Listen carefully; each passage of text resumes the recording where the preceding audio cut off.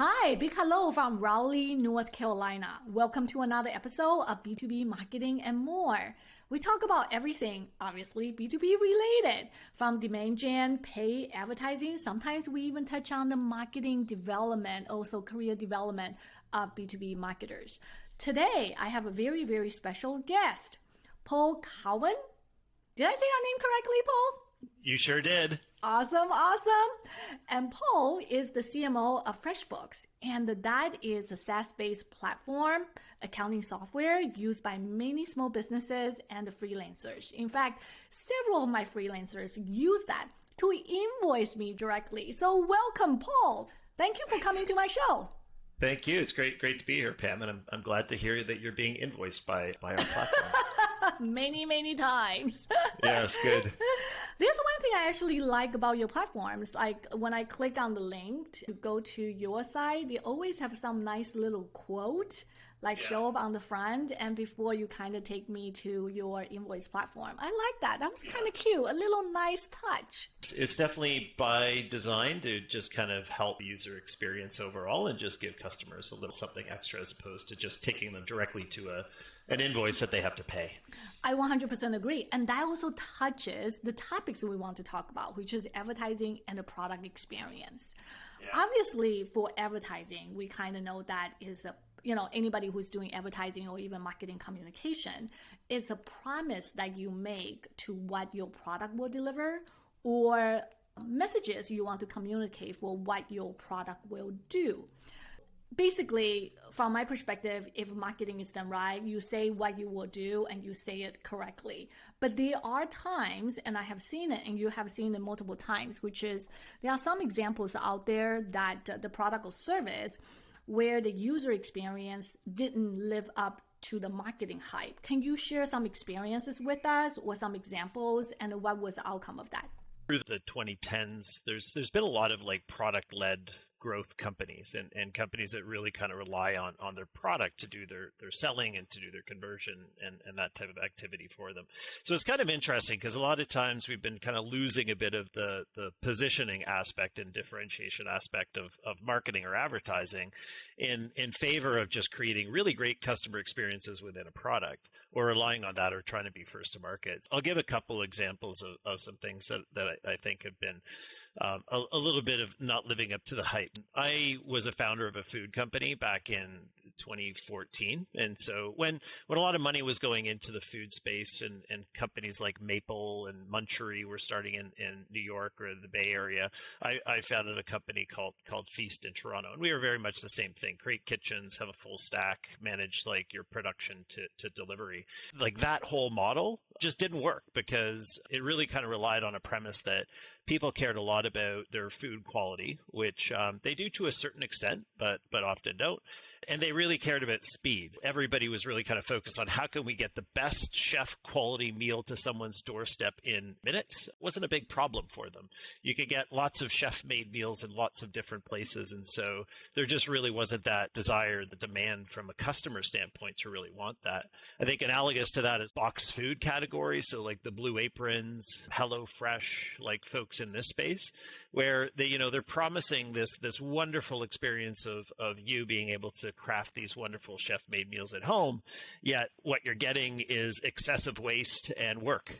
When you're actually getting this experience of what you're being promised, and then you actually, if you do the food cost comparison of if you actually just went to the grocery store and picked up the food, you're like, oh, I'm actually paying 3x the price for this food that's, yes, it's delivered to my door, but I still have to do a tremendous amount of work. So I could probably get that in delivery. And why not just pay a little bit of a premium and get that? Those are two pretty big examples. And I think the common thread there is the issue is just not understanding the customer or not really being able to solve a customer pain point. Not satisfying something, or if you're manufacturing a need for something that just doesn't exist in a major way, then your company may be a great niche product, but it's never going to scale. I actually use Blue Apron for a little bit, for probably 3 or 4 weeks. Their website is great. The customer experience is very seamless. And personally, I think they also did a great job in terms of marketing themselves, right? They got themselves in Costco. They got themselves in all the marketing channels. They even set up kiosks in the mall. So they really tried the omni-channels. But at the end, you are totally right. And there's one thing, whenever I get the package from them, the first time I got it, it was very kind of like a sense of excitement. Oh, you know what? Everything is proportioned, everything is managed, everything is measured. You opened it and you cook. But then over 2 or 3 weeks, the things that pop into my mind is how much waste I created. It's crazy.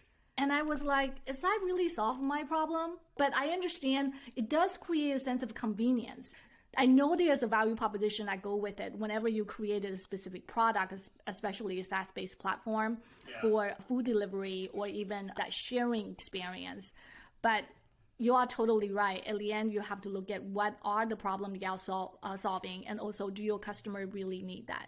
Every company, especially in the SaaS space or in this customer experience area, needs to like dial in on whether it's called a magic moment, your aha moment, or whatever it is. Like, what is that thing that you're going to be doing to really kind of drive and provide value in that experience, so that you're actually getting the value and utility out of it. So it's incredibly important to be able to achieve that. So speaking of that, can you also share with us in terms of FreshBooks?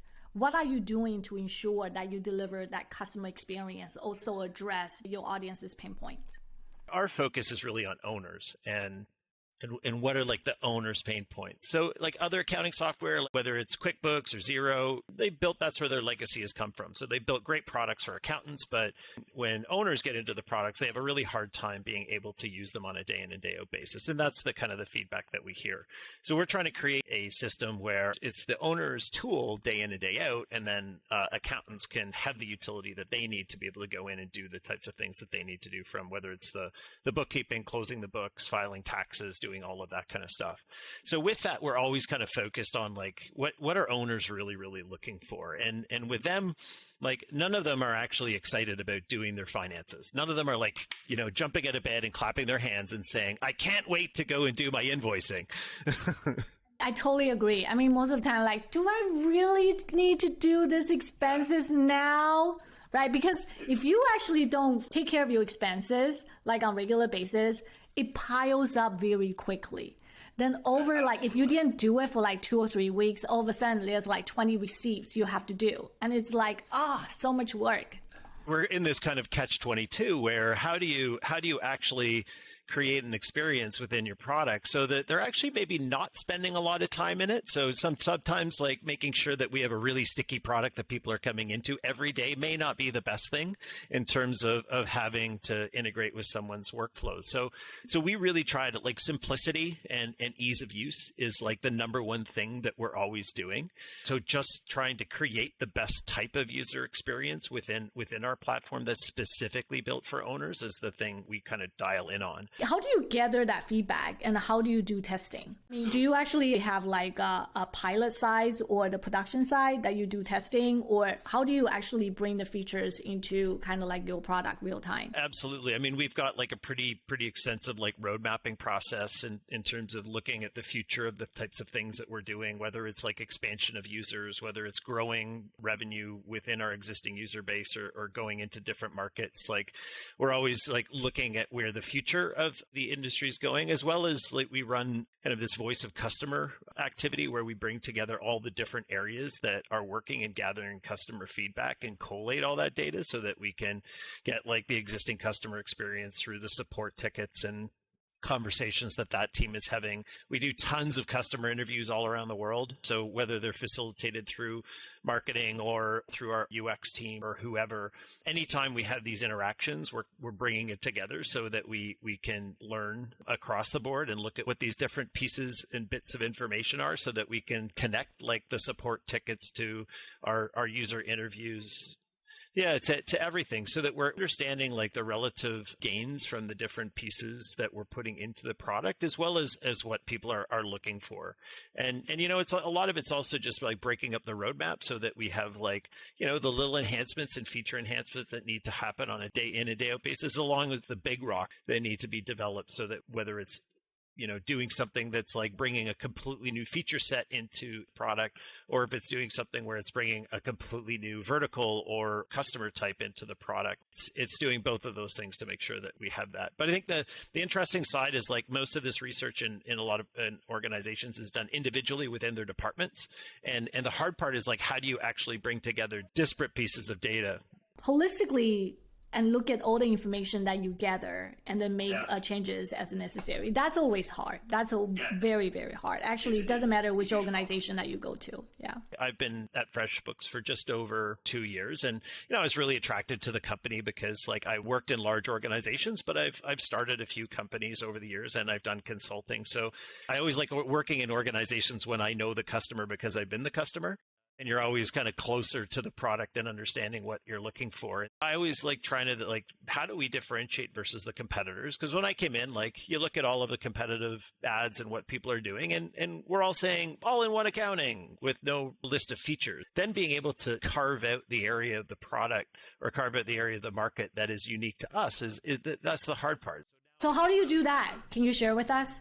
Yeah, for sure. Like we did a pretty extensive like brand overview, which started long before I started at FreshBooks, which was like dialing into what is it that we were all about and what is the space that we owned. And of course, it's all about like being built for owners, but it's unpacking that and understanding like what is it about owners that really makes them tick. We know that all owners universally, whether you're a solopreneur or whether you're running 20-person ad agency, the adage, like it's lonely at the top, exists across the board. And so there's this feeling of isolation that all owners have, whether it's like not knowing exactly what it means to understand their finances or be prepared for tax time or attacking their bills. And they often regress to the one thing that they're really good at, which is like the thing that they do in work. And so whether it's like, hey, if I'm a graphic designer, I'm going to go design.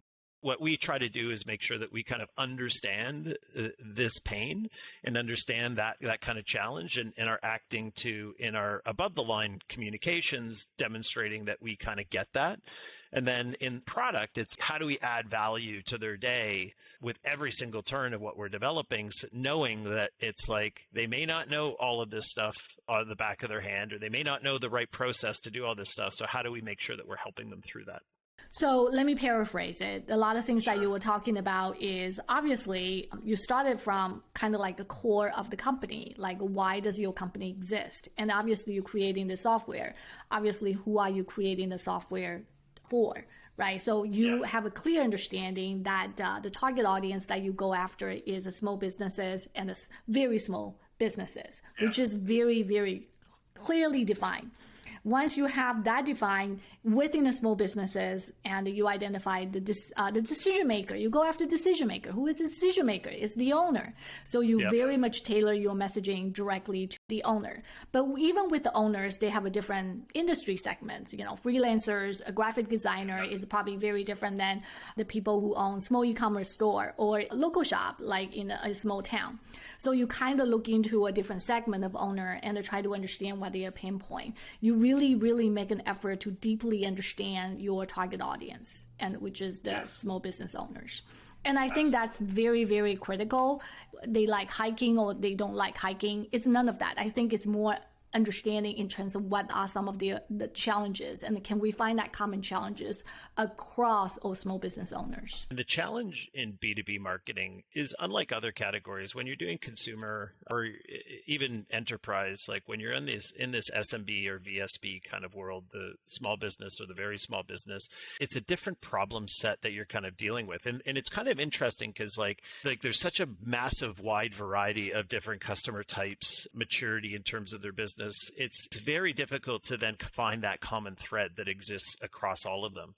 And a lot of business owners are often in business to do something, and they're all in it for different reasons, whether it's personal fulfillment, whether it's they've been thrust there because they lost their job, whether they're doing it for balance of time and family life or whatever it might be, the end game and that end emotional benefit of what they're doing it for, there's a massive amount of variety for it. So being able to be a highly emotional or emotive marketer in B2B is very difficult to do because there is no common thread. Unlike if you're doing like, sports equipment, or if you're doing something, if you're in the yoga apparel business, the end kind of game is a little bit more apparent from an emotional standpoint. So B2B marketers often regress down to the obvious insight around save time. Yeah, efficiencies and effectiveness and cost. Totally. And although that's like a motivator, everybody starts to look like we're in the sea of sameness. So whether you're a bank, whether you're a lender, whether you're accounting software, whether you're doing communications management, everybody's always kind of promising the same thing. So it becomes very difficult for anybody to stand out. So that's kind of the journey that I'm on, is to really kind of carve out this unique area for FreshBooks to live into, and then how to make sure that both from a brand standpoint and from a product standpoint, we live into it as well. So what is a specific tagline or a unique differentiator that you elevator pitch or 5 to 10 word statement that you describe FreshBooks? In some recent campaigns, we articulate it as "you're not alone." And what we do is that we try to show people how we're along with them on their journey of growth, whether it's personal or whether it's the growth of their company. And so when we unpack that into what that means from a FreshBooks standpoint, our mission is to really look at how can we do extraordinary things every day that help owners grow. It's not necessarily about like the end game of growth, but it's like the day-to-day things that we do as an organization to help owners in their pursuits that they're actually looking to do. In our area of differentiation is that we don't want to look as like a big corporate monolith like an Intuit is, or an Adobe, like large companies. What we want to do is demonstrate how we get customers in that very, very deep and intimate way that you were talking about before. So really focus on like the grassroots initiatives and the things that they would do that are completely unexpected, like picking the phone up when they call us. Most people would expect to go through an IVR or to have to leave a callback number or something to that effect. But we really pride ourselves and have won many awards for our customer service. You have an excellent customer service. Do you actually have a very big support team then? I wouldn't say that we overinvest against industry norms, but we just manage our support team in different ways to make sure that they get on the line with customers when they need to. As quickly as possible. We ran a program right when COVID hit last March, when all the lockdowns happened. We focused on a program that we called Roll Up Your Sleeves, where we asked FreshBookers around the world to say, hey, if you've got a skill set and would like to volunteer your time to our customers, identify what it is, and we'll go out to our customers and see if they need some help. So like I took a bunch of different initiatives where one guy I dealt with who was down in Atlanta, who was a graphic designer, and all of his customers were in the event and live entertainment business. And he's like, I got to pivot because all of my business is gone. Yeah, you have to learn how to do stuff online. Yes. So I just sat there, had a couple of calls with him. We talked about different ways that he could approach it. And what he needed was this sounding board to just run different type of approaches off of, and me give him some different types of examples of products or services that he could kind of create and package and take to market. One of the guys on our web team went and helped a daycare hang drywall in his local area. They were able to open up like over a weekend. Like the government said, you can open up again. And they're like, oh God, we're nowhere near ready. So he's like, well, come in. I know, I'll help you put up and paint some drywall. And so he was doing stuff like that. So it's things like this that we have focused on as an organization to really kind of focus on these grassroots ways that we can help owners, whether it's through like those initiatives or whether it's through like the philanthropic type of activity do, or just like core support services, like really trying to do it like in terms of demonstrating to folks that we actually understand and live and breathe this every day. Grassroots is very, very important. In fact, I actually emphasize grassroots marketing more than the pay marketing and the pay effort. So do you actually do a lot of pay as well? We play the attrition funnel game like everybody else in the SaaS world. So we have a pretty amazing performance marketing team at FreshBooks. What channel do you actually use for small businesses and also very small businesses? Search captures all the traffic, affiliates, marketplaces, referral. We do a lot of podcast advertising, and then our kind of upper funnel stuff is really focused on other digital platforms like all the major socials, YouTube and OTT as well. We've done some experiments in the past, like with DRTV and with radio and other things, and so we kind of keep experimenting there. our core bread and butter of what we're doing is in the performance space, and of course, investing a ton of time and effort into SEO. There's such a massive long tail of search within the small business world of what people are looking for. It's pretty critical. And when we are constantly developing new product, then we have to also make sure we're addressing and moving into these new categories on both the SEO and SEM spaces as well. It's constantly keeping the team busy. Do you do any events before 2020? We had a pretty robust event strategy in terms of going to sponsored event, whether we're doing tabletop kind of stuff or in exhibitor halls and being present there, usually at fairly vertical type of events. And then we ran a bunch of hosted events. Ran a program called I Make a Living, which are all our own hosted events, which would include both prospects and customers as well as our partners. So we've really kind of dialed in on making sure that our networking capabilities were at those events was pretty heavy, more hesitant to jump right back into it, just with the ups and downs and being able to be fairly predictable there. But we're slowly looking at when we're going to bring them back and get that activity going. We pivoted, like most companies, to webinars and doing those types of things, but it just lacks the same amount of capability and scale that a lot of the in-person events actually have. Can you talk to us in terms of how many users you have and also in what countries or how many countries? We're a private company, so we don't disclose our user counts or our revenue. But right now, I mean, we're in over 160 countries.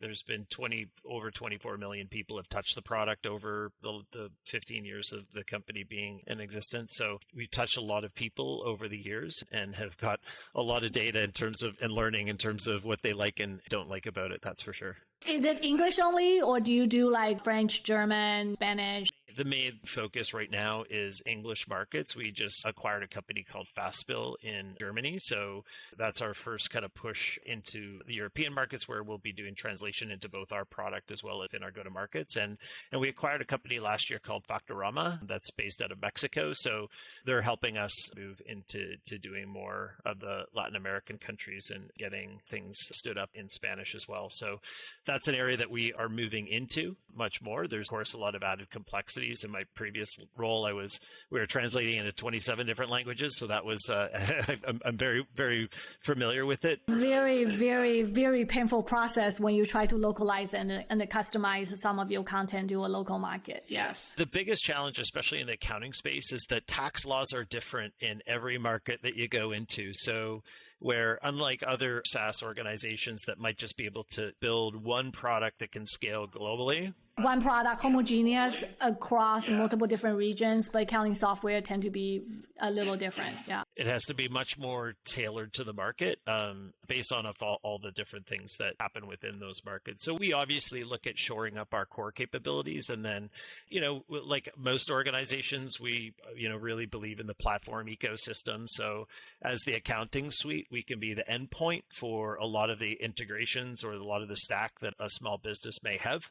So by making sure we're doing the appropriate integrations and the appropriate partnerships with other companies, then that's another kind of key area that we focus on as well. And that kind of helps all areas, whether it's like product market fit, helping drive additional user growth in those areas by having a healthy and well-invested partner marketing team. Those areas are also critically important. It sounds like, at least on the marketing, even though you have users across over 100 some countries, majority of the content or the marketing channels or marketing campaigns that you do is primarily English. Yeah, primarily English, primarily Western countries. We have priority markets, which are going to be the obvious ones like US, Canada, UK, Australia, et cetera, et cetera. And so we really kind of focus on that area.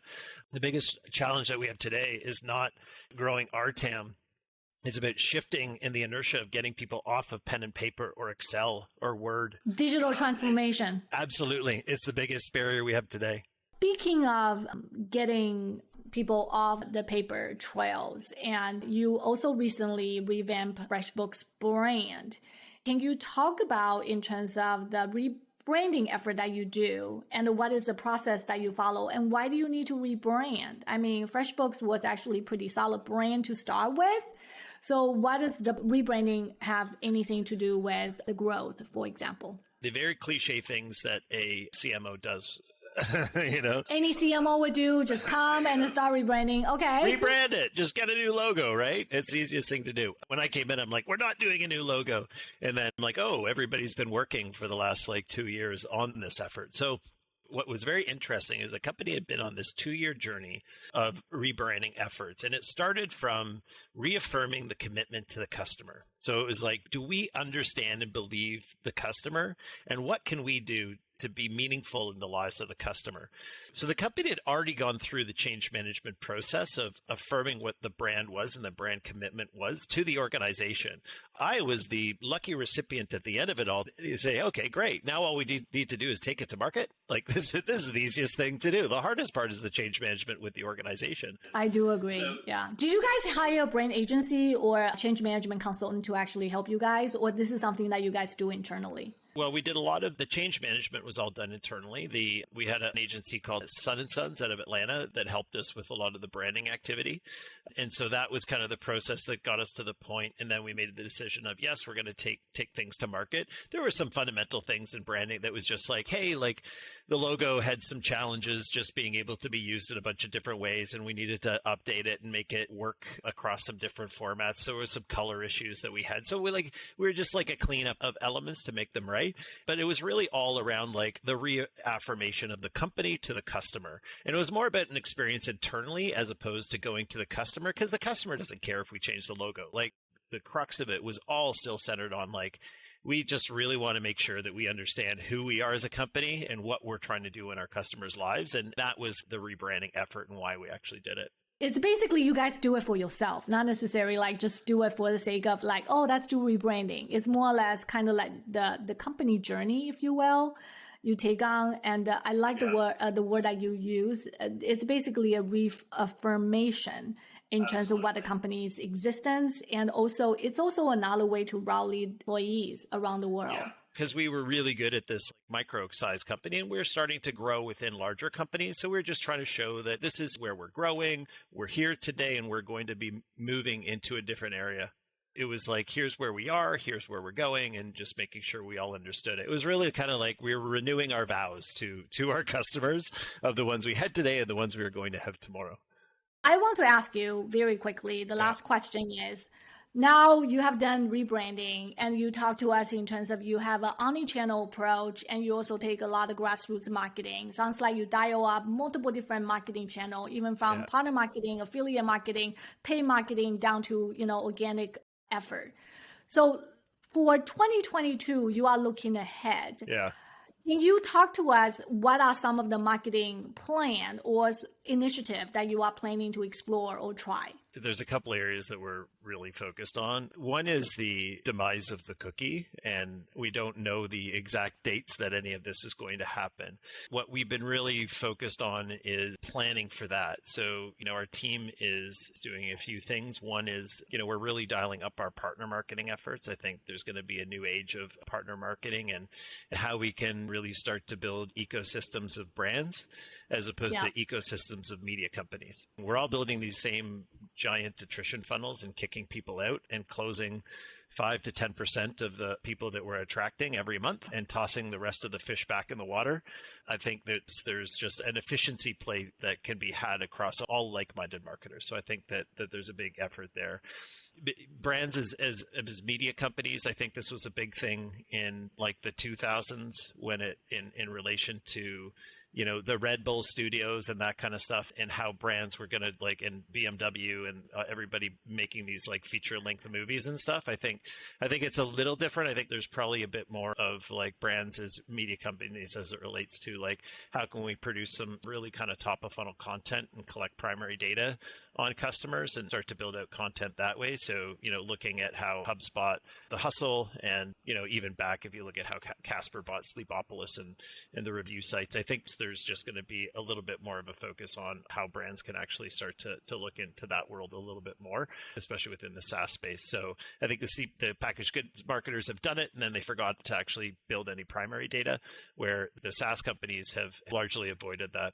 The SaaS-based company actually have that capability. And CPG, they are a traditional company. They tend not to think data in a way that they can monetize the data. But SaaS-based platform is completely different way to actually monetize their products. So from the very get-go, data means everything, right, for the SaaS-based company. But for traditional like a CPG or even packaging goods, they don't think that way. The only thing they think about is the products, right? I mean, I'm talking about physical product. I think the last thing, especially within the tech world, is like the return to the creative in terms of messaging. In this kind of race for features and promoting features, we've really lost sight of what a brand represents and making sure that's articulated to customers. So as we've all gone down this path of performance marketing and optimizing against SEO and SEM, we've lost any differentiation in the market. So I think we need to go back to making sure that we're doing the types of things we're focused back on ensuring our creative messaging is resonating and our creative is differentiating brands in market, as opposed to just talking about the latest, greatest feature that we're launching as a product organization. Let me paraphrase it as a closing for this specific episode. The couple things that you mentioned, and I 100% agree with you in terms of looking ahead for 2022, not just for FreshBooks and actually for, I say, growing company in terms of leveraging different marketing channels. Many of us are using the same marketing channels as you do. I do agree in terms of a partner marketing is something that can dial up and leverage the big ecosystem. And a lot of a tech company do that and do that very, very well. If you look at Intel, you look at HP, any kind of global tech companies, they basically do that for a long period of time. So I agree with you.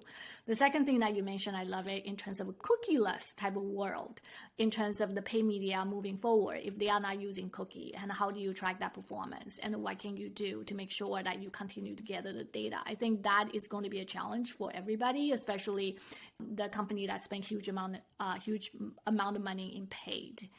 And then the third things that you emphasize is still continue to look at yourself and understand who you are and to find that unique differentiator that you can call your own. And I think that's hard for everybody, including myself. I'm an individual consultant, and I probably changed my messaging 5 times or value proposition in the past 7 years. Whenever I change it, everything needs to change along with it, right? The website needs to be updated. All the social media profile needs to be updated. The digital assets needs to be updated. I don't have to tell you in terms of the amount of work that needs to go into it. But I do agree with you, and the value proposition and messaging are super, super critical. And another thing on top of that is things get so difficult because that it's not you created one messaging and that's done. Because you add additional features and you add additional benefit, you might go after additional clients or customers. Then your value proposition also need to shift.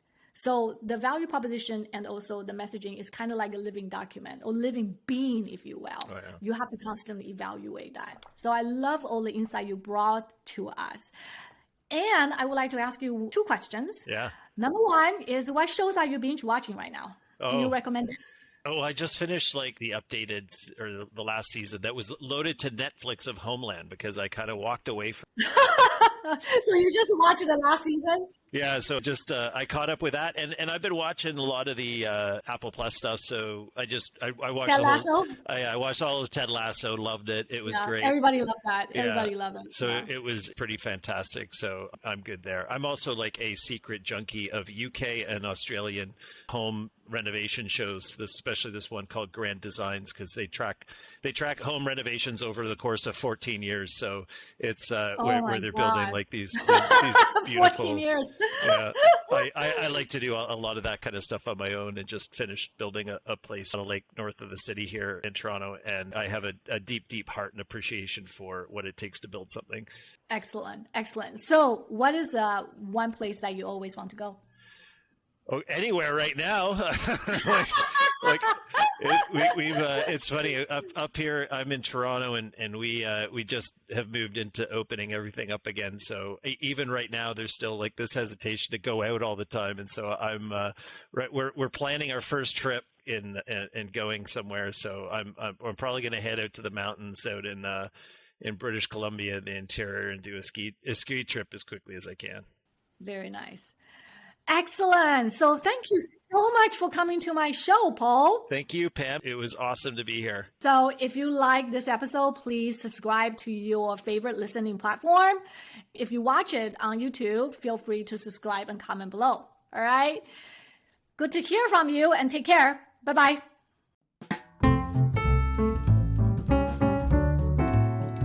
Never miss an episode of B2b Marketing and More by following us here on YouTube, and leave a comment while you're at it.